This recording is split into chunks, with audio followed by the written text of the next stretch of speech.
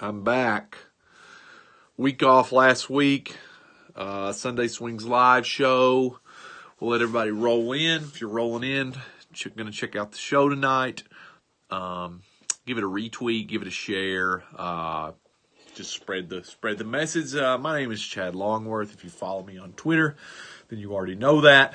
I train baseball players. I mentor baseball players. Work with coaches. Work with teams. Data and analytical driven feedback on training programs. A very progressive, open-minded approach to player development.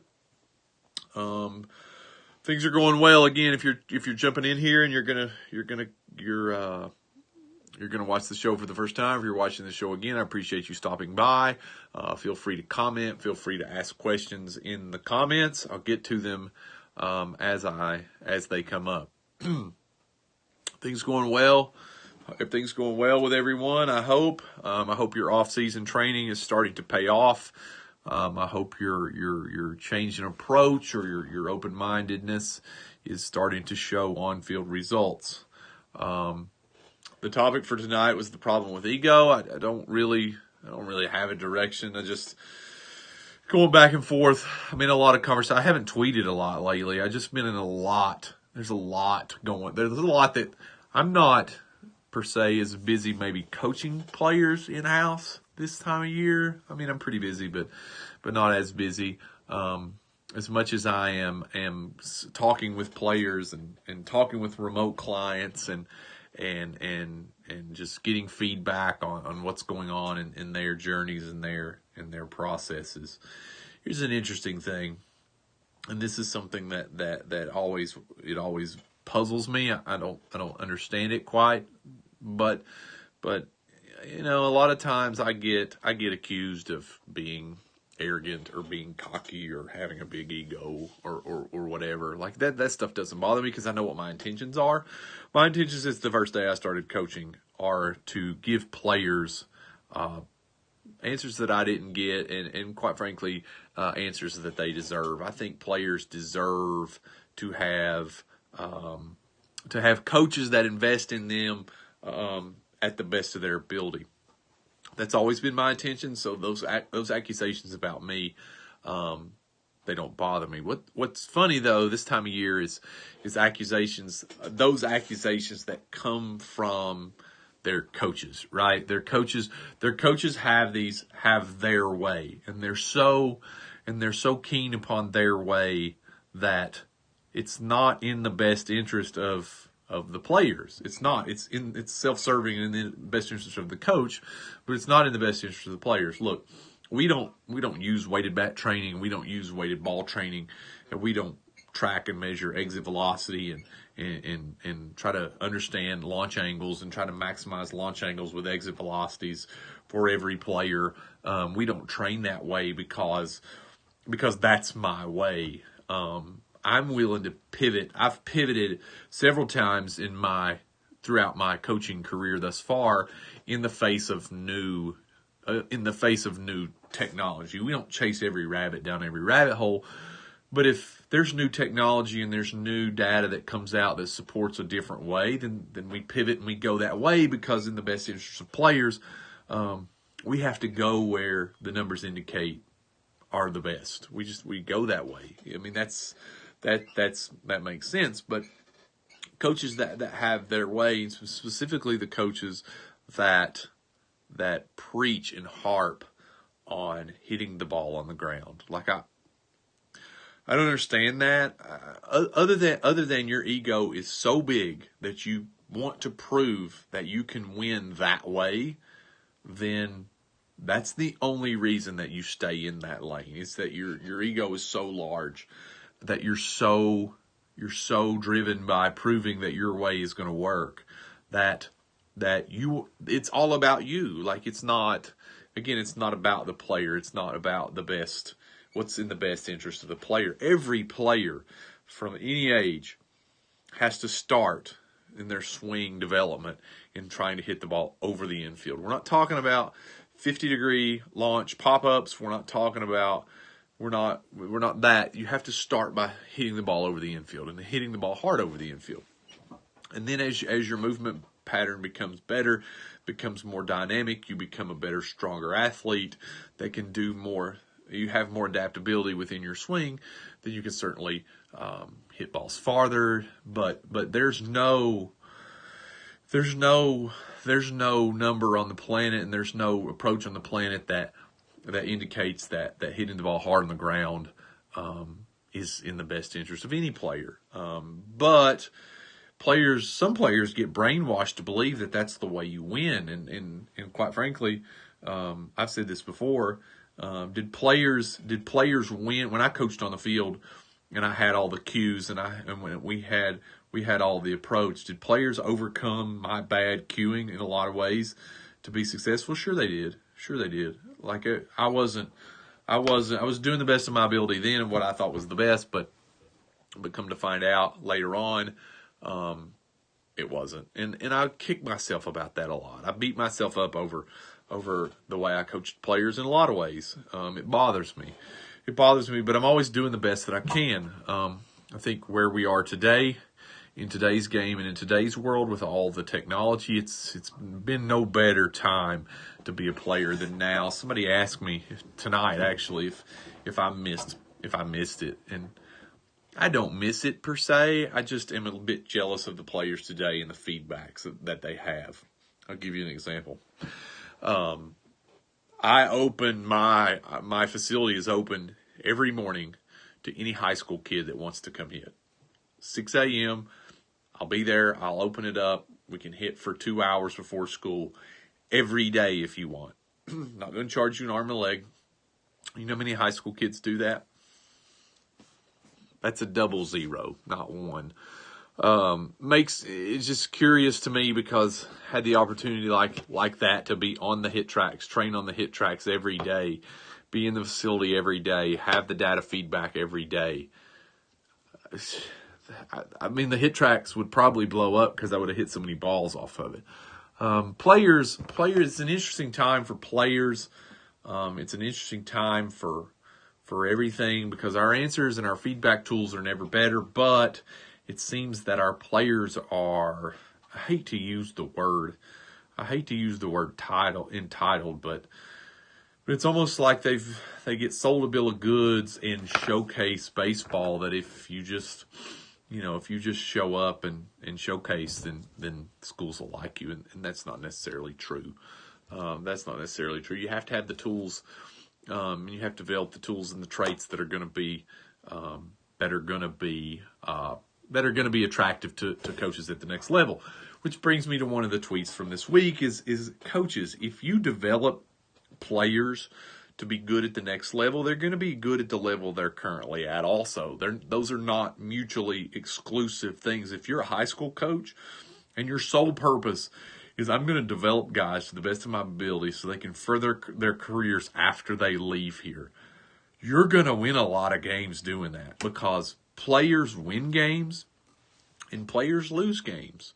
I mean, that's what it is. Now, it's a coach's job to take the blame when you lose, but players win and players lose. Players make plays. Players go. I mean, so it's your job as a coach. Your sole job as a coach. Your most important job as a coach is to develop the tools for players to not only be successful at their current level, to be successful at their next level. And if you're training players to be successful at the next level, they're going to be good at the level they're at, whether you're an 8U coach or a 10U coach or a 12-year coach or a 15U coach or a JV coach, or if you're trying to develop JV players to be good at the varsity level, they're going to be good JV players now. So I don't know how that's so hard to understand, because what makes you good at one level will make you good at another level, will make you good at another level. Really and truly the difference is in the speed of the game as you level up and the refinement of the game. And there's really nothing that can prepare you for that other than experience, but you can't get there to have that experience without the tools to play there. You're not going to play there if you throw 81. you're right-handed and you throw 81. You're not going to play there if you hit the ball inconsistently on the barrel and you hit it, 82 miles an hour off, not off the barrel ever. So you have to develop those things, and it's really quite interesting because, I won't name our guys, but we spend 6-8 months training our guys, increasing their strength potential and increasing their power output and increasing their bat speed and increasing their ball exit speed and increasing their variability at the plate and, maximizing their ability to hit the ball with intent and damage. And then they get to their team and their coach wants something totally different. And because they want to impress their coach, then they now have to listen to him. And it's almost like the last 6 to 8 months is just gone, wasted. And it makes it hard. It makes it hard because they have to listen to their coach, which I've always said the responsibility of the high school coach, and the high school coaches have such a greater chance to impact players than I do, because I don't write lineups. I don't coach any of these guys on the field. I don't have any impact on their playing time.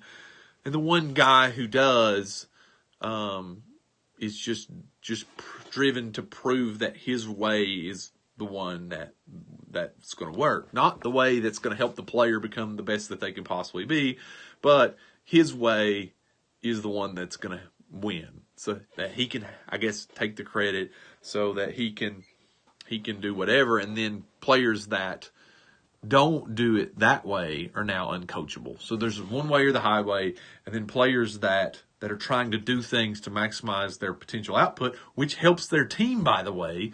They're not selfish. Players that try to elevate and crush balls are not selfish. Players that slug baseballs are responsible for a majority of the runs. Majority of runs scored comes from slugging. From slugging the baseball, runs created. Look at the runs created correlation between slugging percentages and runs created. It's not even funny.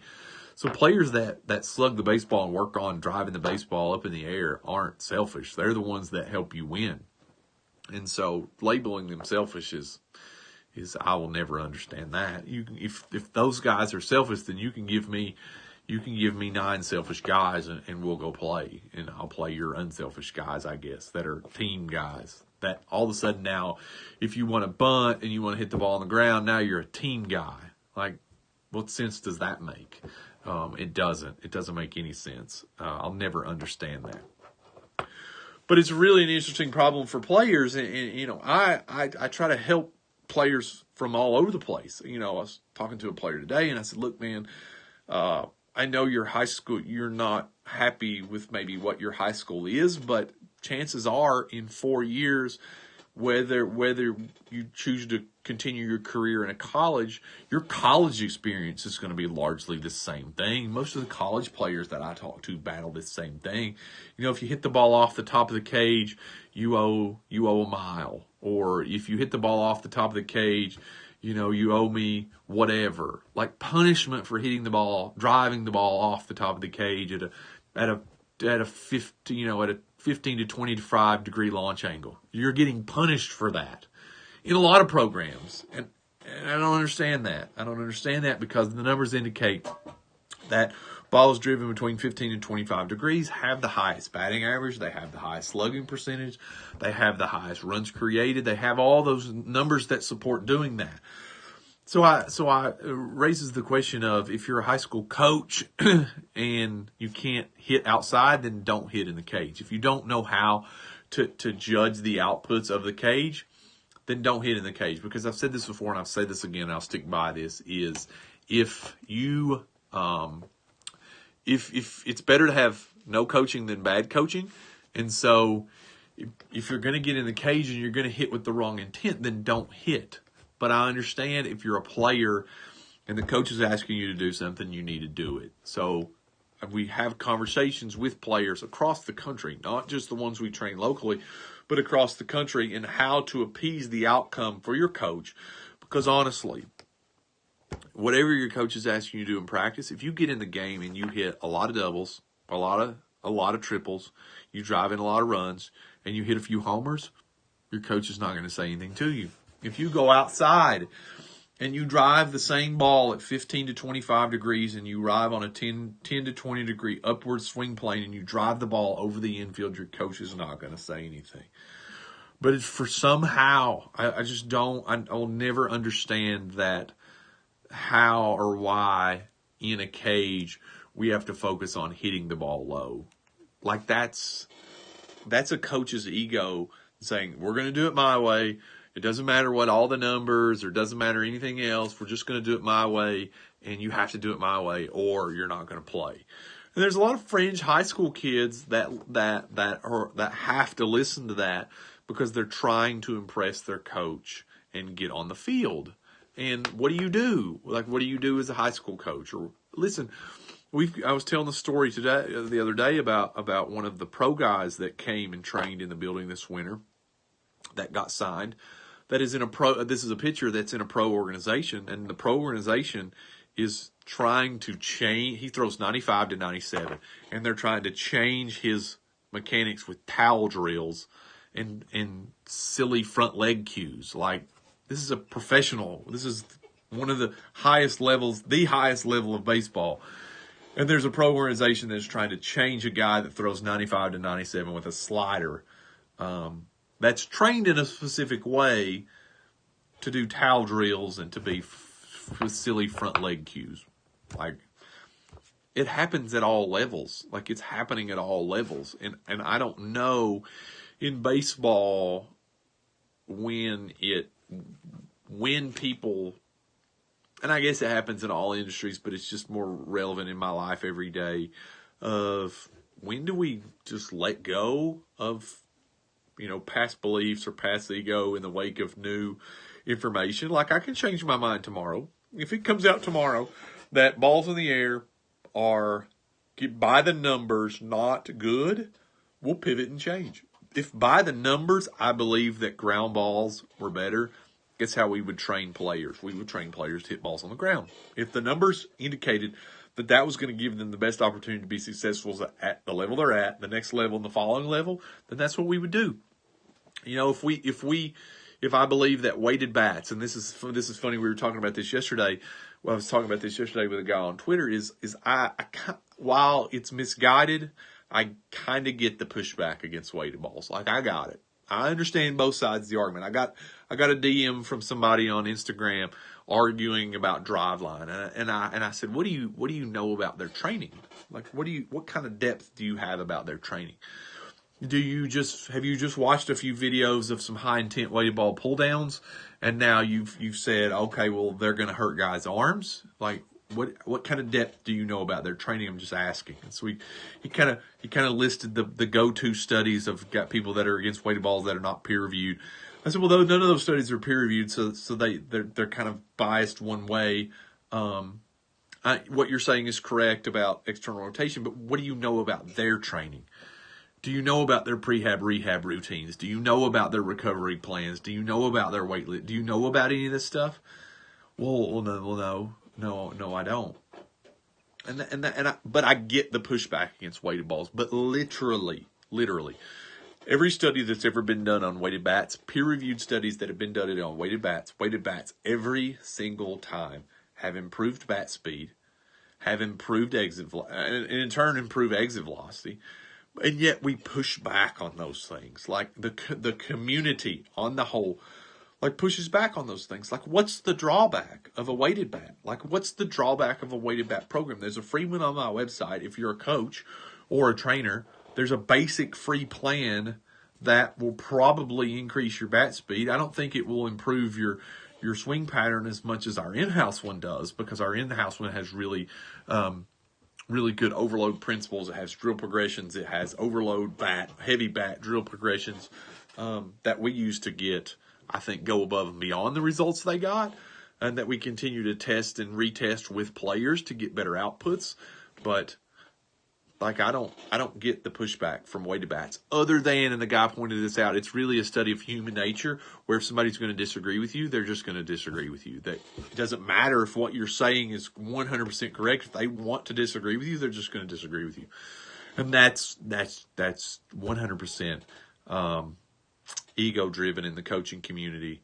And so I don't know when it changes. I hate it for players. I hate it for the players that I train. I hate it for the remote clients that they have to deal with it. We talk about how to deal with it.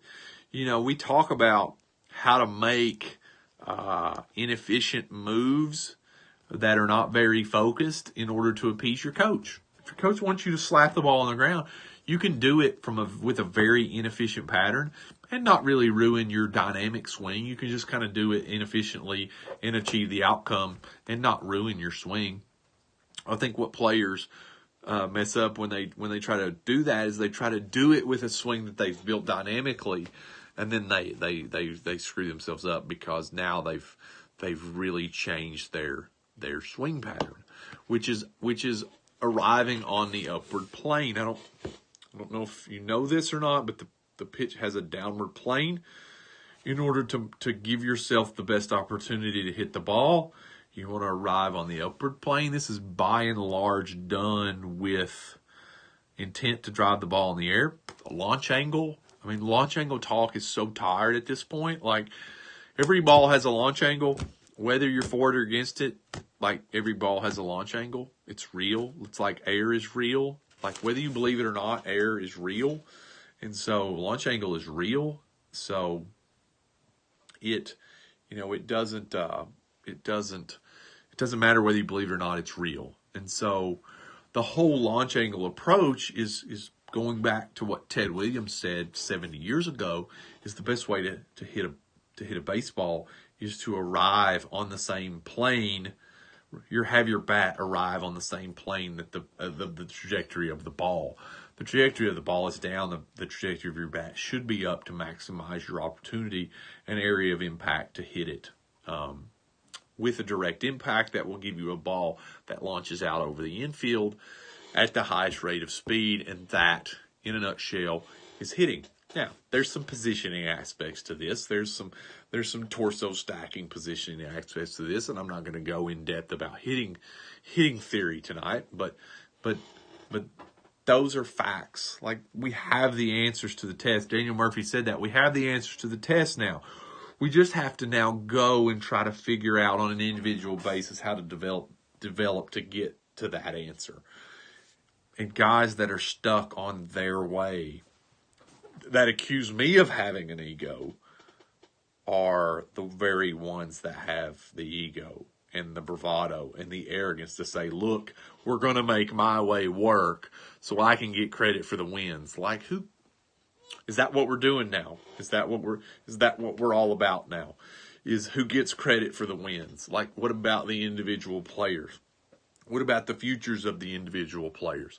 What about the potentials that they have? What if we're holding them back? What if you have future major leaguers that you're holding back? I've always said this, and people that I come across that come in the building and work for me, I want you to treat every player that comes in here like he's going to be, or he or she is going to be, a future Division I college athlete and a future professional. We don't know that. We don't know that they're not. We don't know that they are. We don't know. Like, nobody knows your potential. All they know is what you are right now. And if you want to work hard, if you want to think different, if you want to jump out of the box, if you want to be different, if you want to take a different approach, different training, a different model, measure your progress, assess it, keep going at it, keep plugging away, you might accomplish something. But nobody knows what that is. I don't know. Your coach doesn't know. The guy who's putting artificials, your parents don't know. You want to talk about people who put artificial limitations on their kids? It's the parents. Their parents do it. Like, if some of the kids knew some of the conversations that I have with parents, it is unbelievable. I'm like, you're like crushing your own kid. Like, why are you doing that? Like, you don't, like, nobody really knows how good or not good. I mean, it's not like football, where from an early age you can identify if a kid's fast, or from an early age you're going to identify that a kid's going to be tall and he's going to be able to jump high and he's going to be able to play basketball.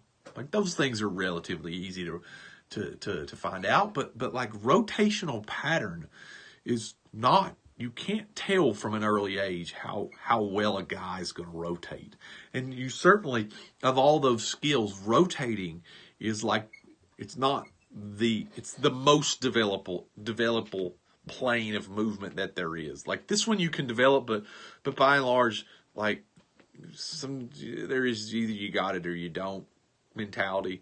Like you can run straight ahead. Like I can't teach guys to be 6'3" runners, but by and large we can take a lot of guys and a lot of girls. We're going to take, listen, we've got weighted ball stuff going on for softball pitchers in-house that we've got one girl now that's pushing 70 miles an hour from 58. I mean, we're going to start releasing some stuff, that softball stuff that's like, hey, it's out there. It's out there if you want to do the work.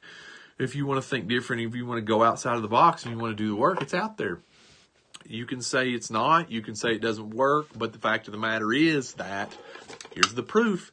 Here's the numbers. Here's the increases. Here's what we got. So, it's out there. So if you're a player and you play for this coach, look, I got it. And I'm with you. Okay. If there's anybody that's with you, I'm with you. But you got to do what your coach says, because you got to do what he says. Like, he's the coach. You have to do what he says. But on your own time, you have to do what is best for you and going to help you reach your potential. Because ultimately, that's what we all should be trying to help players do, is reach their potential. Now, I got that we got to play in a team environment. I know that, but baseball is a very individual game played within a team structure. When a pitcher's standing on a mound against the hitter, nobody's going to pass him the ball. Nobody's going to block for him. Nobody's going to have to snap it to him. It's the pitcher with the ball that's going to go achieve the outcome. It's a very individual game. It's very individual skill related. And we need to help players develop that individual skill that's going to ultimately help the team win the game.